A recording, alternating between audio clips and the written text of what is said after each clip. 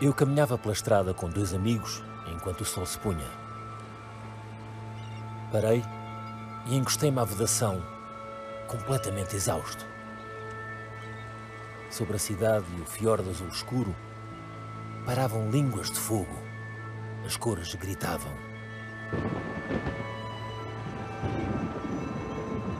Os meus amigos continuaram a caminhar e eu fiquei para trás, a tremer de angústia. E senti um grito interminável a passar pela natureza. São as palavras do pintor norueguês Edvard Munch, em 1891, sobre o que viria a ser o seu quadro mais famoso. O quadro que eclipsa toda a sua obra.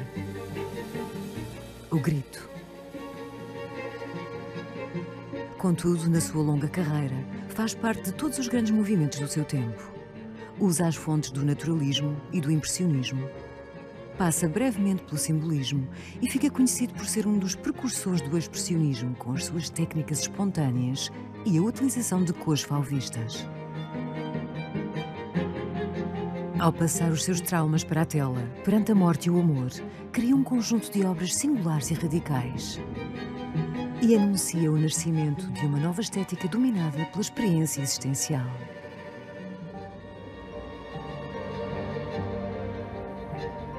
Faz várias versões dos seus quadros à procura da forma mais direta de expressar a intensidade das convulsões da sua alma ferida.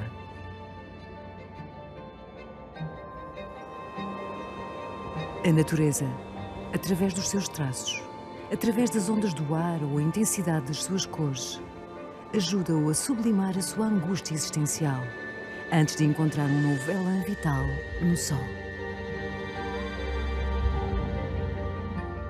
Paisagens e emoções entrelaçam-se nos seus quadros e identificam-se com os gritos do seu coração atormentado.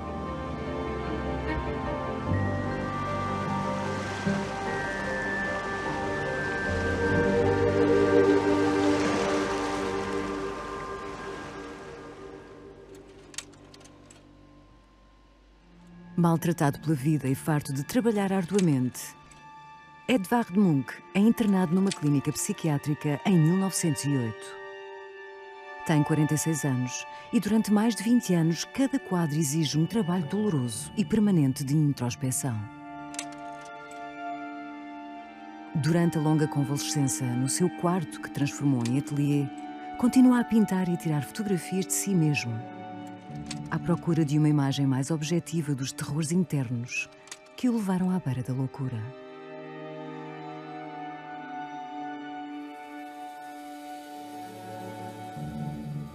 Eu já era uma pessoa doente quando cheguei ao mundo. A neve fria cobre as minhas raízes. O vento gelado atrofiou a minha árvore genealógica. O sol escaldante da vida não brilha nesta jovem folha verde.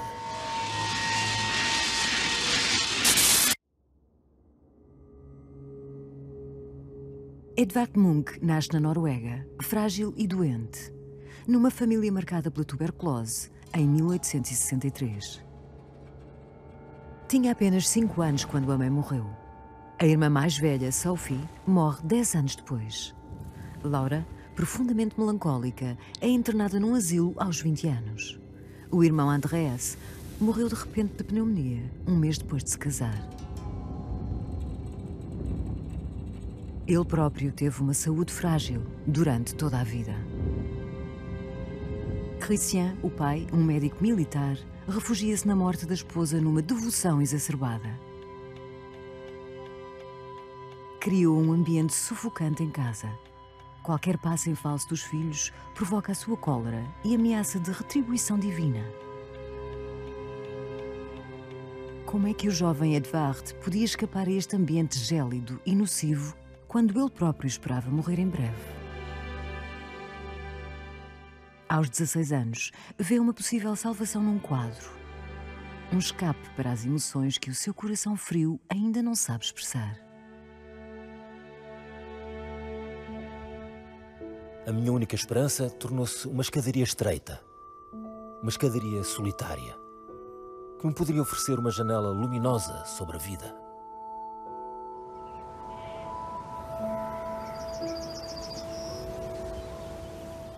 Nos arredores de Cristiania, o antigo nome da capital norueguesa, que ainda não se chamava Oslo, tenta a pintura a óleo.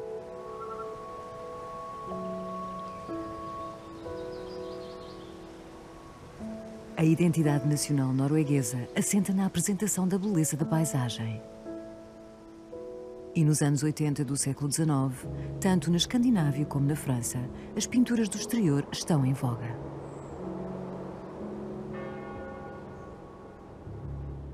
Influenciado pelo naturalismo, também pinta cenas do dia-a-dia no interior.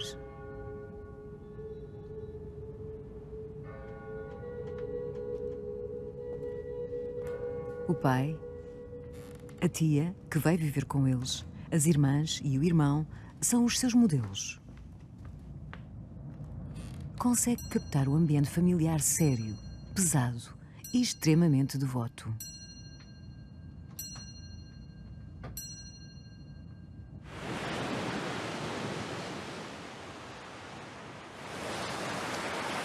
É na natureza de Asgardstrand, uma pequena estância balnear onde a família passava os verões, que começa a encontrar o seu estilo.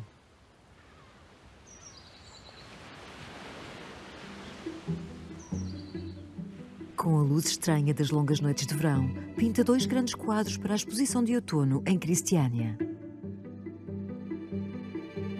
Inger, a irmã mais nova, na praia.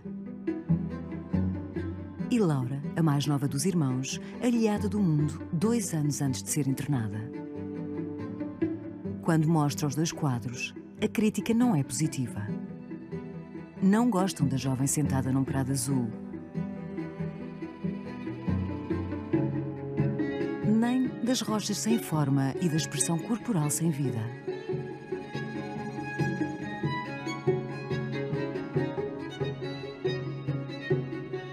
Mas reparam na inovação, nas formas da natureza. E graças à utilização ousada das cores, Edvard encontra uma forma de expressar a melancolia.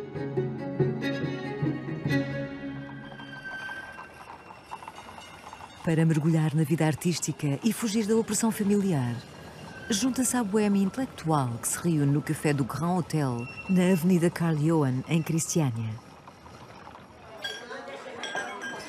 Assiste a discussões apaixonadas e trava amizade com Hans Jäger, um escritor que teria um grande impacto na natureza da sua obra. Jäger incentiva o jovem Edvard a afastar-se das pessoas para encontrar a sinceridade e a verdade fundamental para a sua obra. Daí em diante, Munch começa a registar as suas memórias. Procura uma forma de expressar um dos seus maiores traumas. O sofrimento da irmã Sophie, que morrera de tuberculose 9 anos antes, com apenas 15 anos.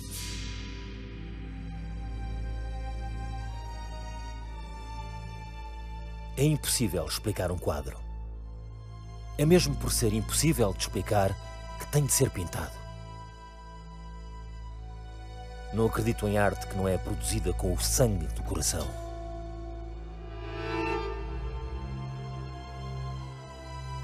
É este grito de dor que passa para a tela com os traços de uma espátula. E são as suas lágrimas que deixam a sua visão turva e diluem as cores. A menina doente envia uma onda de choque única na história de arte norueguesa em 1886. A sua técnica radical é um insulto às normas em vigor. Mas Munch encontrou o catalisador para o seu trabalho: recriar a intensidade original. A primeira impressão gravada na sua memória.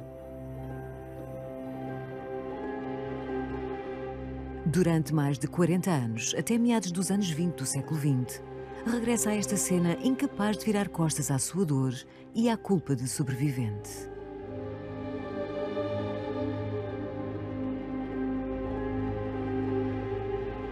Tive de encontrar uma expressão para a minha mente perturbada.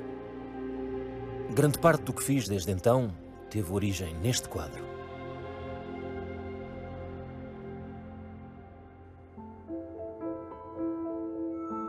Sem conseguir o sucesso que esperava na Noruega, aos 26 anos, Munch consegue uma bolsa e vai para Paris, a capital das artes, onde a Exposição Mundial de 1889 está a terminar.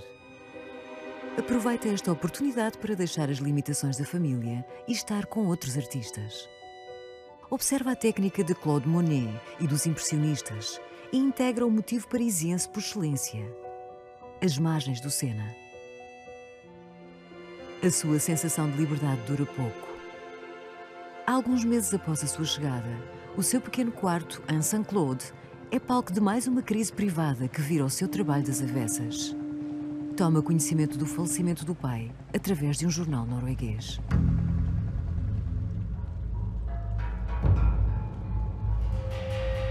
A notícia deixa-o abatido.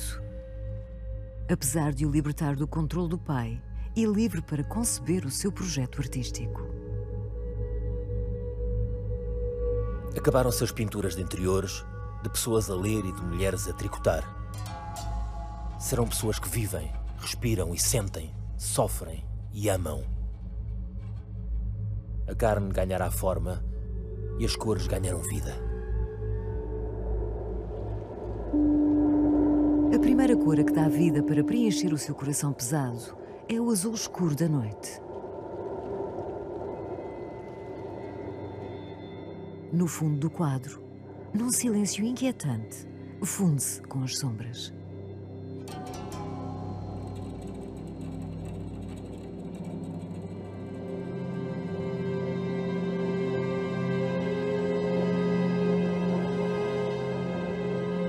Apenas as luzes dos barcos que passam, espelhadas no retângulo da janela, enquanto reflete sobre as memórias ambivalentes do pai, bastante severo, com quem chocava com frequência.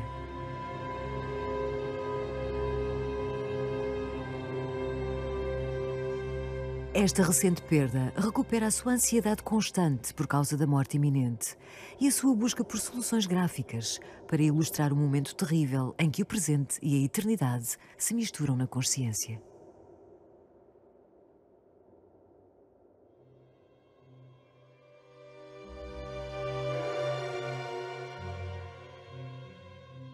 Mais tarde, quando regressa ao tema da irmã doente, ilustra o pai, incapaz de curar a filha, a rezar enquanto a vida abandona o corpo de Sophie.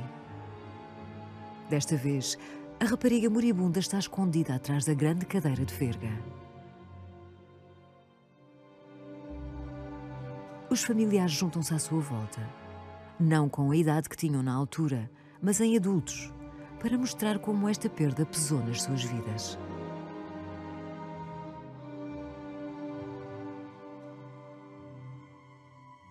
As posturas firmes e olhares fixos expressam a solidão e o choque de cada um perante esta morte inexplicável que apenas Edvard encara de frente.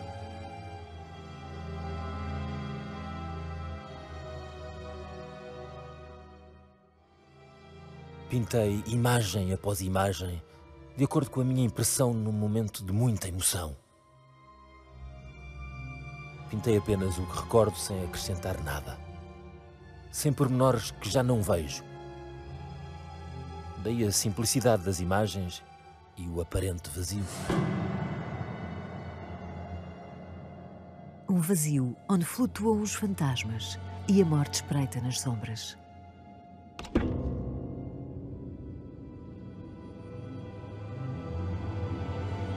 A grande violência do seu desenho e o grito das cores refletem o seu coração, torturado por uma obsessão mórbida. Não acredito que a minha arte seja mórbida, como muitos julgam. Quando pinto doença e desgraça, é um escape saudável. É uma reação saudável com que podemos aprender e viver. A pintura chegará para o libertar da herança familiar.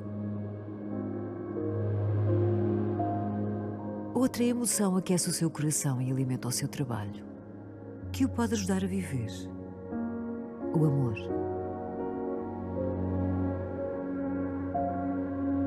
Em Asgardstrand, quando tinha 22 anos, conheceu Millie, uma jovem casada de espírito livre, sem problema em seguir o caminho do adultério.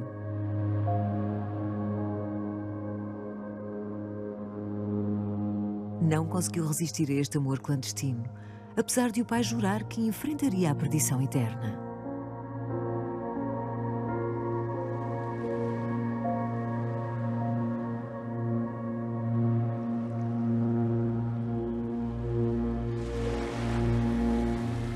A praia de Asgardstrand é onde nasce o desejo, juntamente com toda a atenção amorosa.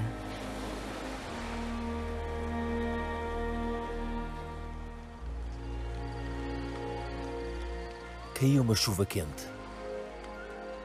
Agarrei-a pela cintura.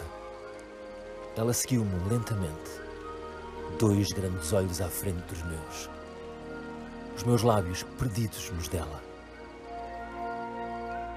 As árvores, o ar e a terra inteira desapareceram. E eu vi um mundo cuja existência desconhecia.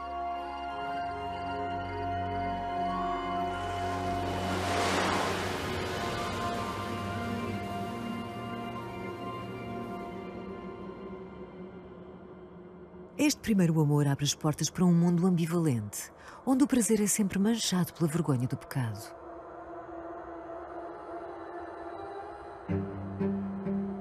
Obcecado por esta aventura, descobre os ciúmes quando fica a saber, no final do verão, que ela é infiel. Sem conseguir que ela fique, procura freneticamente o seu rosto na multidão da Avenida Karl Johan.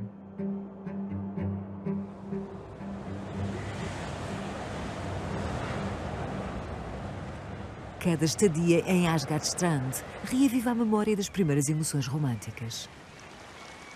Testemunhas da diversidade de emoções que o alimentaram com Millie, as rochas tornam-se companheiras do seu estado de espírito.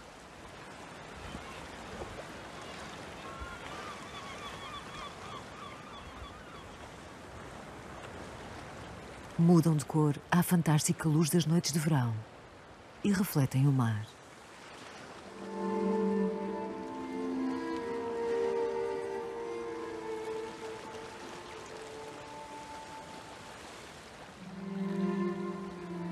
Ganham vida com o seu pincel e personificam as forças misteriosas da natureza e do amor.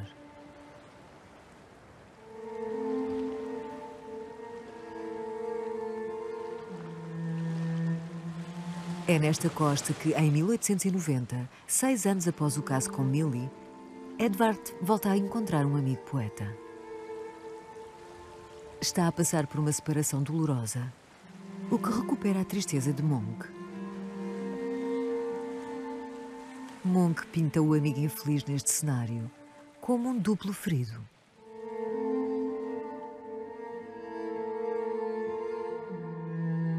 A linha curva da praia separa-o de um casal. Uma imagem mental assombrosa da traição.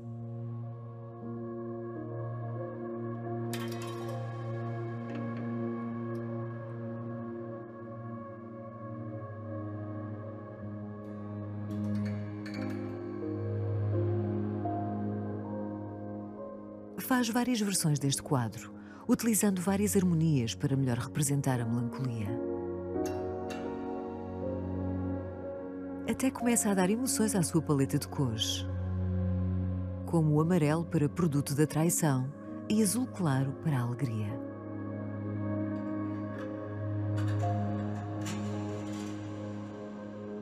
Edvard Munch começa a pintar o seu estado emocional e a pensar nas feridas do seu coração pesado, à espera do momento certo para passar tudo isso para a tela, como esta última tentativa desesperada de encontrar Millie no meio da multidão.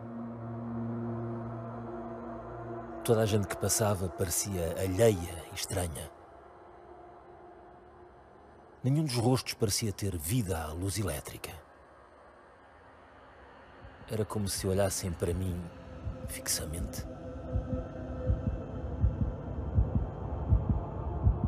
Para se sentir vivo, Munch decide atirar-se de corpo e alma a um projeto diferente.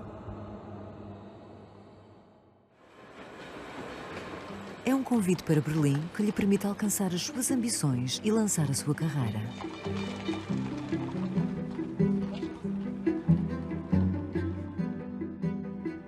A Associação de Artistas de Berlim organiza uma exposição do seu trabalho e realça a vantagem da sua estadia em Paris.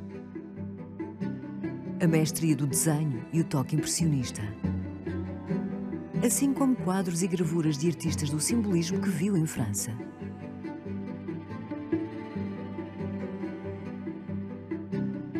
Partilha com eles preocupações formais, um uso expressivo da cor, um fascínio pela morte e uma visão mórbida do amor.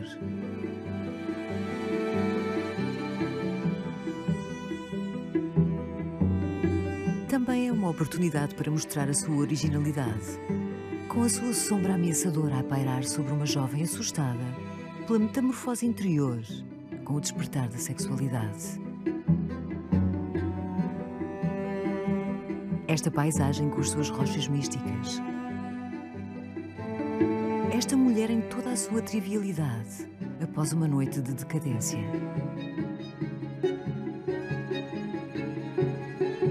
Esta linha que se esvai para evocar a vertigem desta figura à beira do desespero. Um escândalo para os pintores mais conservadores. Não é o tema que os deixa chocados, mas a falta de respeito pela técnica de pintura, com as formas inacabadas, o desenho quase infantil e as cores aplicadas rapidamente na tela. A exposição encerra pouco depois de ser inaugurada e os quadros são retirados. Ele não se importa. Edvard Munch torna-se conhecido na Alemanha, encontra o seu primeiro cliente e decide ficar por lá. Durante quase 10 anos, para expressar as suas mágoas, trabalha numa série sobre a vida, o amor e a morte, que quer reunir num conjunto a que chamaria o friso da vida. Começa com um ciclo sobre amor e regressa a O Beijo. Isola cada vez mais o casal do mundo exterior. Simplifica as formas, apaga os rostos, funda os corpos, intensifica as cores e mantém apenas o essencial.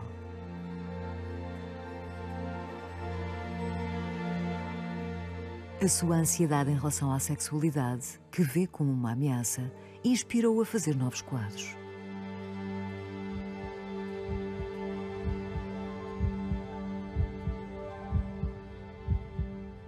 A emoção de um beijo na nuca em Amor e Dor transforma-se numa mordida mortal quando um amigo escritor vê uma mulher a sugar a força do seu companheiro, incluindo o seu poder criativo.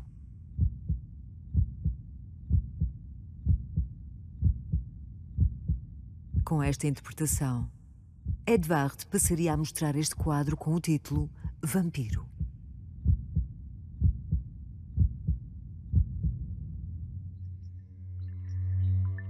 O amor e a morte também estão interligados no seu Madonna, a personificação do mistério do nascimento ou uma mulher apaixonada em êxtase sexual.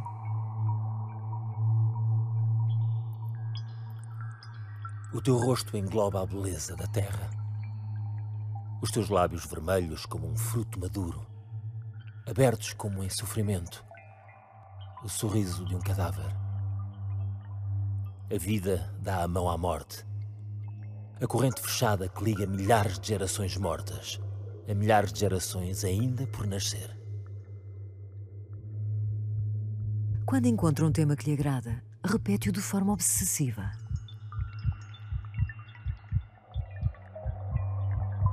Este regresso constante às mesmas composições permite libertar os seus gestos e criar, aos poucos, um repertório de formas e motivos que pode repetir ao seu bel prazer. O trabalho de gravura e litografia que começa nessa altura ajuda-o a simplificar os seus traços. Muito mais do que uma ferramenta de reprodução e distribuição, encara-o como um novo meio de expressão. Utiliza a ponta seca para regressar a um dos temas mais obsessivos, a época da morte da irmã.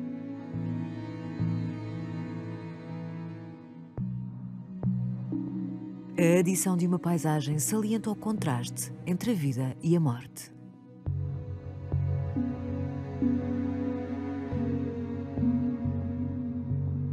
embarca na litografia a preto e branco, ou a cor, por vezes acentuada, utilizando até 5 pedras diferentes para atingir o efeito desejado.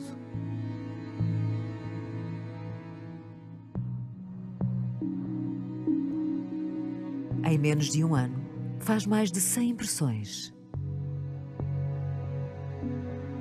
Regressa às suas obras e oferece variações dos mesmos temas em traços fluidos, onde apenas resta o essencial.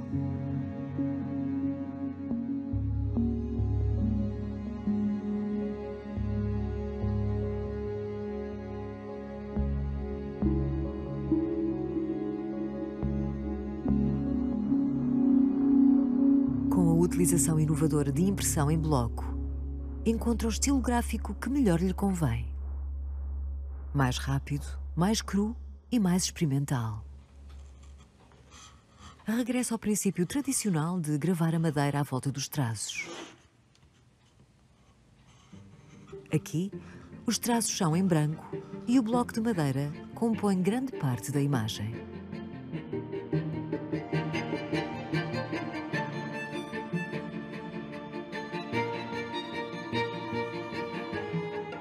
As silhuetas fundem-se nos veios da madeira, como ondas naturais.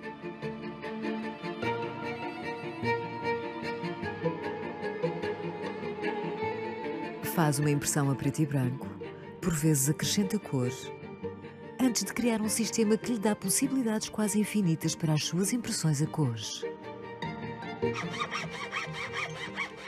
Corta as formas da madeira e organiza-as como um puzzle.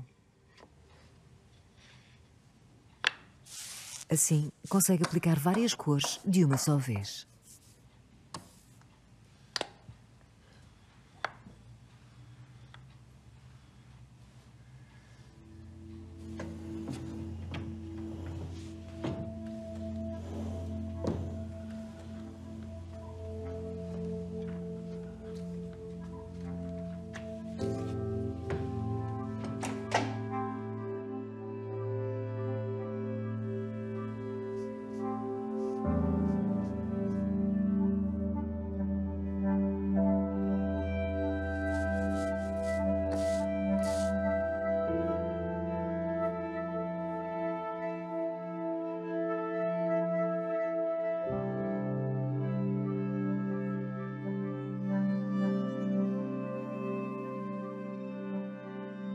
O destino dos humanos é como o do planeta que se desloca no espaço e cruza órbitas.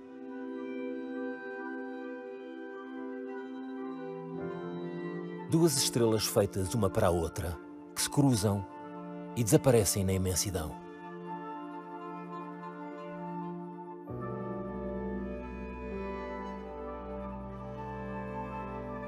Dos milhões de estrelas, poucas colidem e se fundem criando uma chama brilhante. Um homem raramente encontra o seu par perfeito.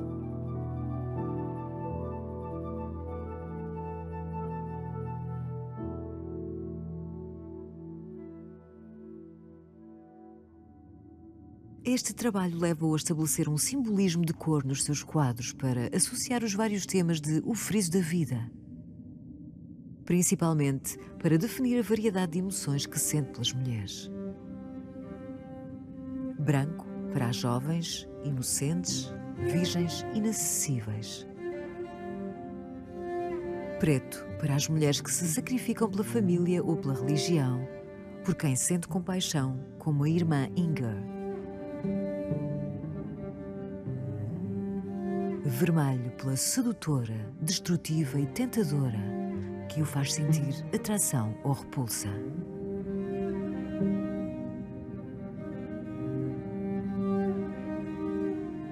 Imagina-se como Édipo na floresta, não a meditar nos 3 tempos da vida, mas nos 3 estados da mulher: santa, vadia e vítima.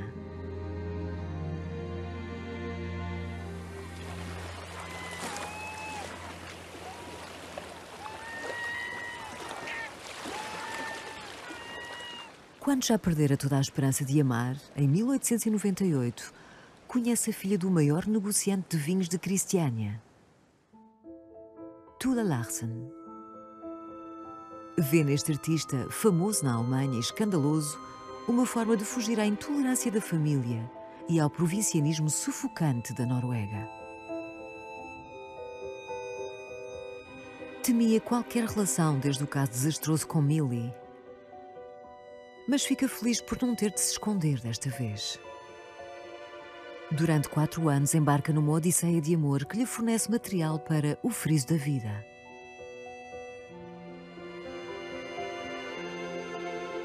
Participam em encontros boémios repletos de discussões e álcool. Visitam algumas cidades da Europa. Especialmente, discutem vezes sem conta. Separam-se e retornam.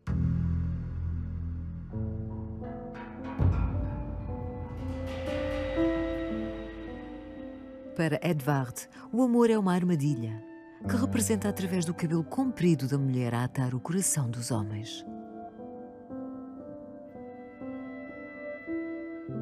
Ela estava sentada ao meu lado. Curvou a sua cabeça sobre a minha. O seu cabelo ruivo envolveu-me. Enrolou-se à minha volta como cobras vermelho sangue. As mechas mais delicadas infiltraram-se no meu coração.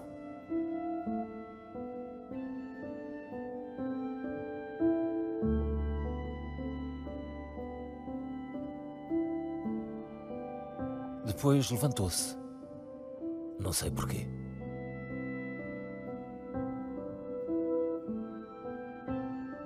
Afastou-se lentamente em direção ao mar, cada vez mais longe. Foi quando aconteceu algo estranho.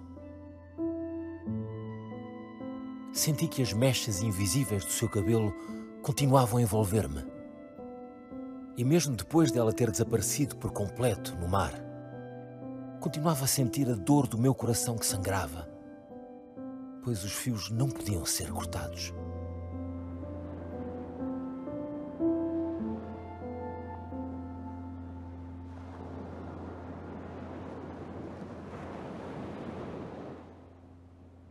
Após 10 anos de trabalho árduo e experimentação, em 1902, Edvard tem obras suficientes para expor O Friso da Vida em Berlim.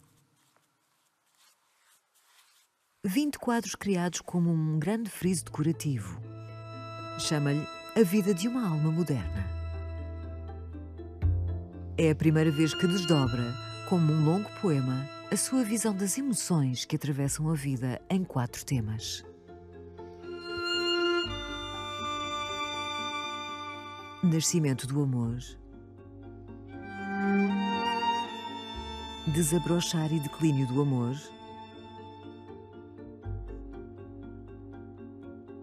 angústia de viver,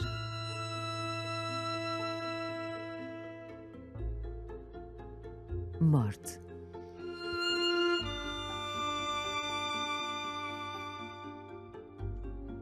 Os meus quadros, que eram incompreensíveis, a meu ver, são mais fáceis de compreender em conjunto. O efeito vem das semelhanças e das diferenças. Diferenças nas cores e nas dimensões, mas unidade em algumas cores e linhas bem definidas.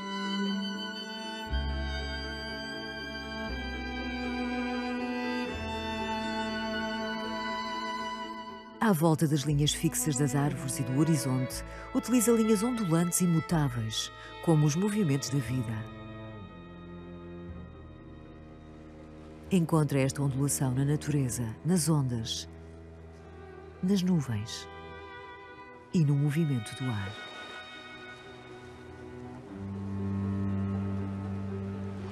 A praia de Asgardstrand, onde compra uma casa, torna-se na sua paisagem mental. E a linha da costa, que consegue desenhar de olhos fechados, aquela que une ou divide os amantes. A natureza é domínio vasto e eterno que alimenta a arte. A natureza não é apenas o que se vê a olho nu. Inclui as imagens interiores da alma. Não pinto o que vejo, mas o que vi.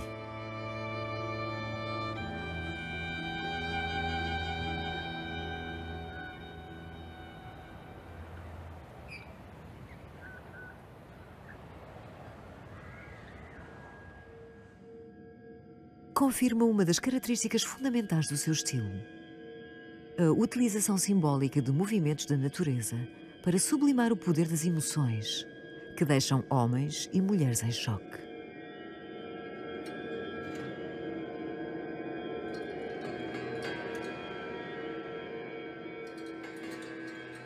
Figuras sem olhar marcam o friso da vida, obcecadas pelo estado de espírito, como Edvard, arrebatado pelo seu desejo por Tula, em piloto automático em A Dança da Vida.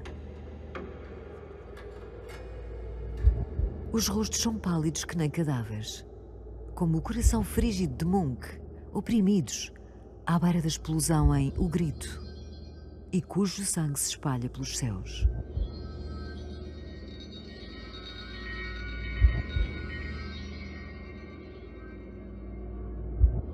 É por a figura estar sozinha que o grito se torna rapidamente no símbolo universal da angústia existencial.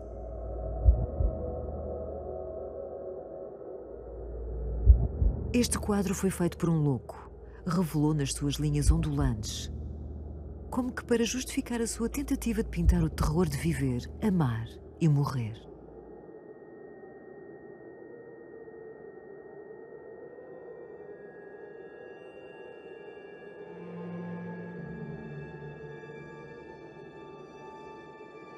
O meu quadro é uma análise de consciência e uma tentativa de compreender a minha relação com a existência.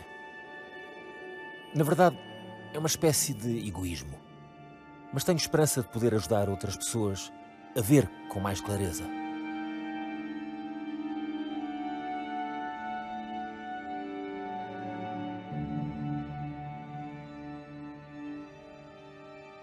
Com quase 40 anos, o friso da vida dá-lhe notoriedade, o que o coloca na vanguarda e lhe dará um lugar na cena artística alemã e escandinava.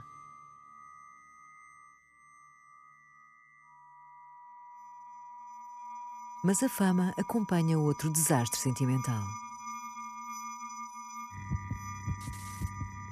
Apesar do seu desejo de emancipação, Tula Larsen tenta convencê-lo a casar.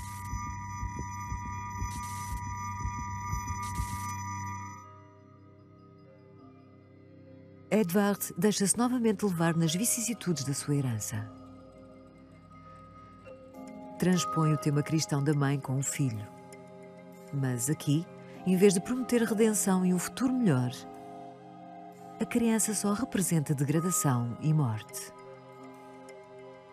Os grandes olhos parecem perguntar: o que faço aqui? Tal como Edvard, para quem uma vida luminosa e colorida parece comprometida.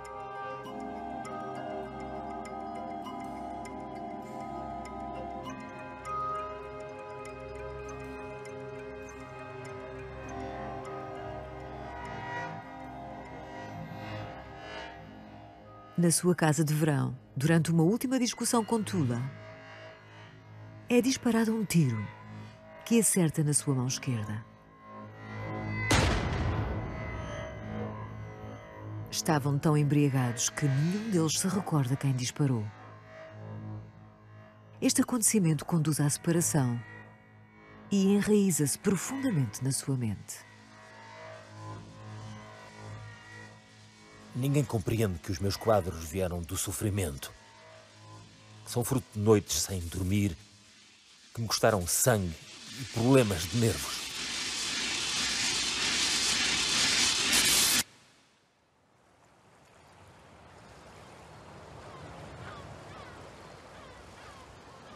A luz e as cores de Asgard Strand conseguiram acalmar a sua alma torturada. Afasta-se do tema habitual da praia, explora vielas, pinta retratos de crianças, apesar de nunca ter tido filhos.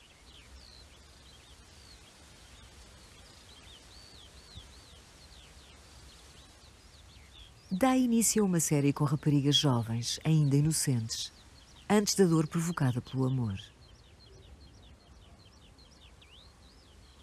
Os rostos vão desaparecendo aos poucos, dando lugar às cores puras e fovistas dos seus vestidos.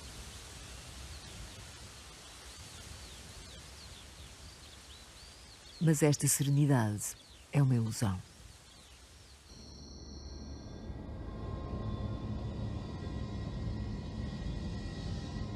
Debruça-se sobre a relação destrutiva com Tula e sobre a sua própria execução.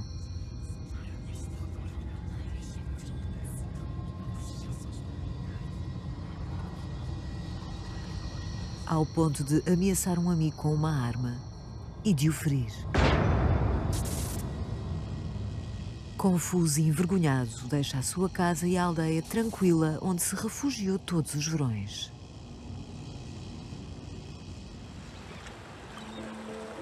Na Alemanha, na grande praia de Warnemünde, fustigado pelo vento fresco e banhado pelo sol, procura um novo começo para se salvar da ameaça constante da loucura. Esta estância balnear de luxo no Mar Báltico recebe muitos naturistas que vêm desfrutar dos benefícios purificantes do ar, da água e do sol. Munch também experimenta e acaba por encontrar outro tema para pintar: banhistas. A sua paleta, que já ficou mais clara, encontra uma nova gama de cores puras na praia, que é aplicada nos corpos, como a luz vital dos raios de sol.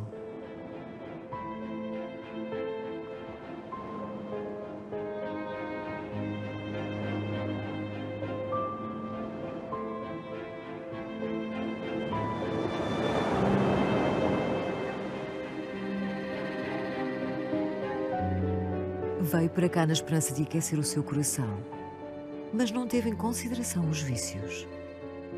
Sentado a beber copo atrás de copo, o álcool sobe-me rapidamente à cabeça. Consigo senti-lo a chegar aos nervos delicados. Depois o tabaco, os charutos mais fortes, e muitos. A nicotina avança diretamente até aos canais das minhas veias, preenchendo os labirintos do cérebro, o ateliê mais frágil do pensamento e os corredores do coração. Os nervos mais delicados são afetados. Consigo senti-lo. E o mais delicado, eu sei, é o nervo da vida. Não aguento mais. Levem-me para a clínica psiquiátrica. Em 1908, com 46 anos, Munch é internado numa clínica psiquiátrica.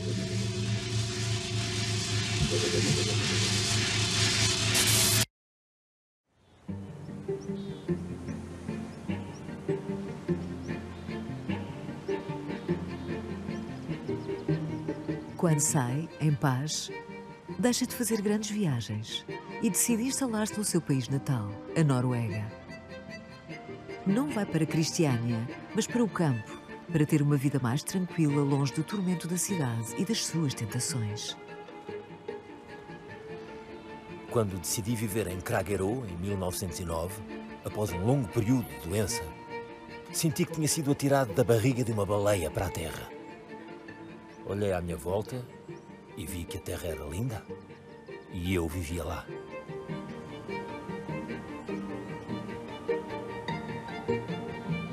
Naquele local renasce, começa a olhar para o mundo que o rodeia e aceita fazer parte dele.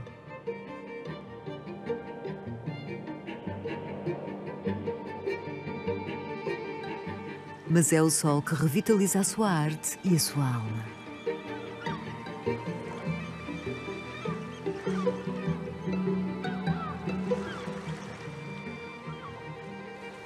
Olha diretamente para o sol para sublimar os seus raios, no movimento de vitalismo de Nietzsche.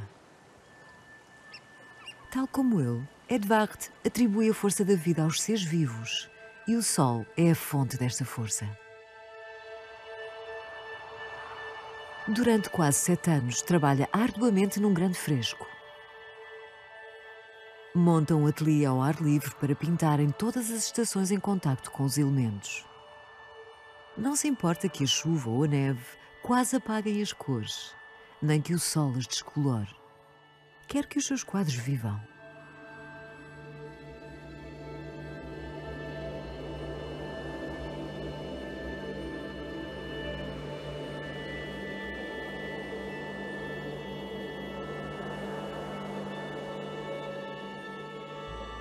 Num sinal de reconhecimento oficial, em 1916, no novo salão da Universidade de Oslo, instala o seu grande trabalho com um sol monumental que ilumina com os seus raios homens e mulheres despidos que o celebram.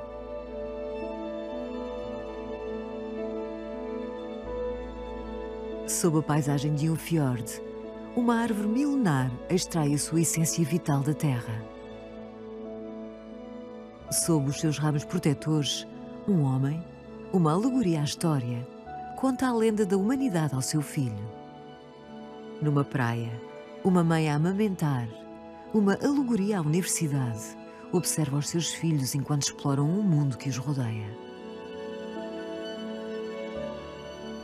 Eu queria que as decorações formassem um mundo de ideias completas e independentes. E queria que as suas expressões visuais fossem universalmente humanas e tipicamente norueguesas. Esta família intemporal, com 5 filhos, reflete a sua própria família. Desta vez, é a luz que os traz de volta à vida.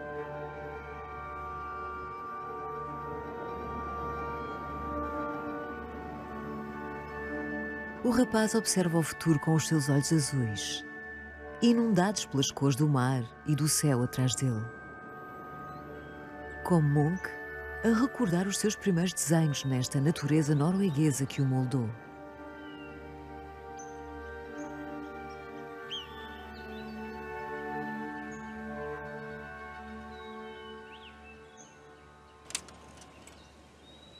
Na zona rural nos arredores de Oslo, encontra a casa que precisa. Explora o seu jardim para expressar o seu estado de espírito.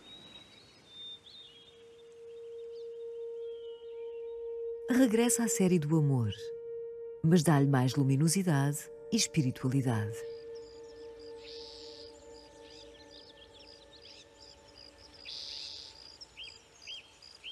Ao colocar os corpos cada vez mais despidos numa natureza verdejante, transforma o seu jardim num Éden, um paraíso onde o amor se perde.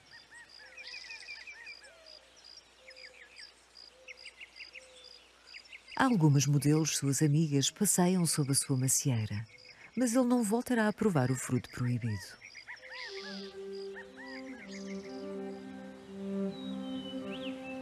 A natureza deixa de ser o cenário para as suas emoções carnais. Mostra-lhe o caminho para um mundo espiritual na Terra, que se manifesta em todas as coisas e em todos os seres, onde as energias escondidas geram transformação e nova vida. Nada desaparece. Corpos que morrem não desaparecem. Os elementos da matéria dividem-se e são aplicados noutras coisas.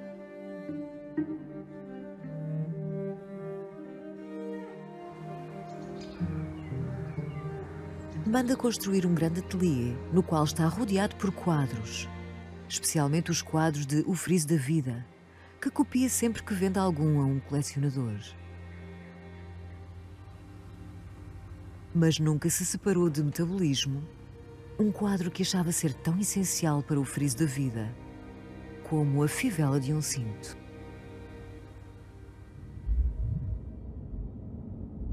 Na moldura com madeira gravada, as raízes chegam a um corpo em decomposição e alimentam a árvore da vida, que transmite a sua energia ao homem e à mulher, irradiados pela sua energia vital.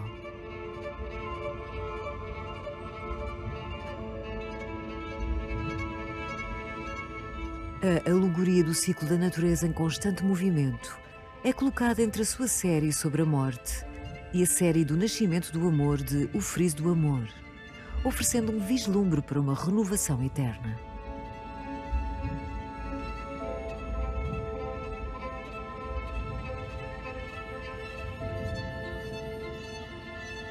Surpreendido com a possibilidade de envelhecer, consciente de deixar uma obra essencial, durante quase 30 anos, observa os efeitos do tempo sobre si mesmo.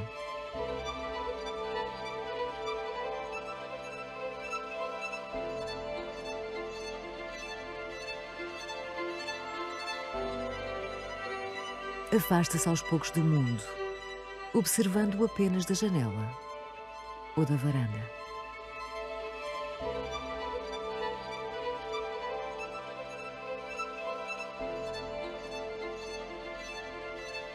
A sua solidão expressa-se na noite azul escura, na qual as estrelas de cores misteriosas brilham como cada uma das suas obras.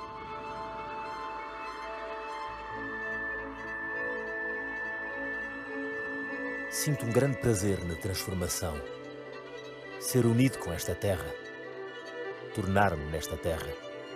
Que continuará a germinar. Que continuará a sentir o sol e que continuará a viver.